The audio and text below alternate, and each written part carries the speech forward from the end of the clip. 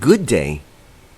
Using these digits, what is the smallest number that you can form? And what is the biggest number that you can form? That will be our lesson for today.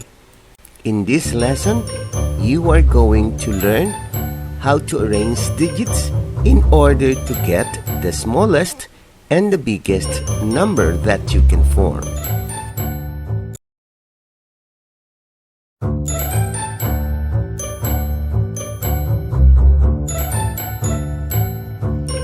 These are my digits, 5, 3, and 4. What is the smallest number you can form? The smallest number I can form is 345. What is the biggest number you can form? The biggest number I can form is 543. These are my digits, 8, 3, and 0. What is the smallest number you can form? The smallest number I can form is 38. What is the biggest number you can form? The biggest number I can form is 830.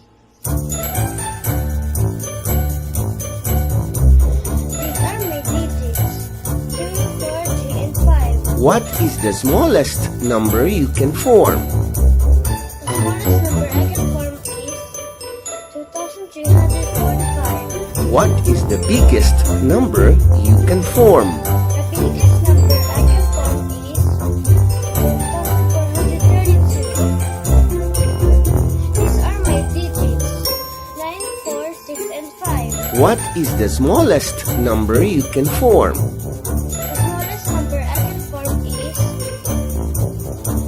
4,569. What is the biggest number you can form? The biggest number I can form is 9,654.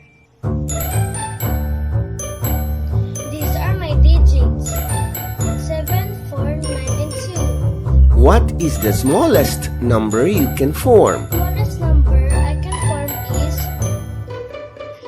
2,479. What is the biggest number you can form? The biggest number I can form is 8,742. These are my digits, 3, 2, 4, 1, and 5. What is the smallest number you can form? The smallest number I can form is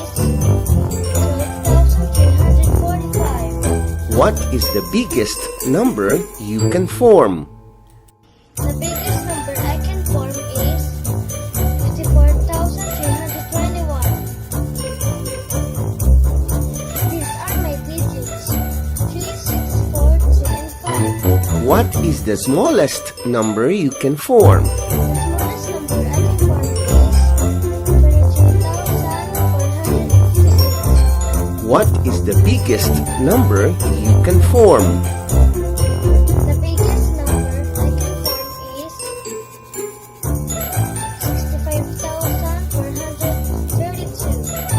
65,432. This project is brought to you by I Volunteer for Filipino Children. Just remember, this is my personal advocacy and it is free. Anyone may join.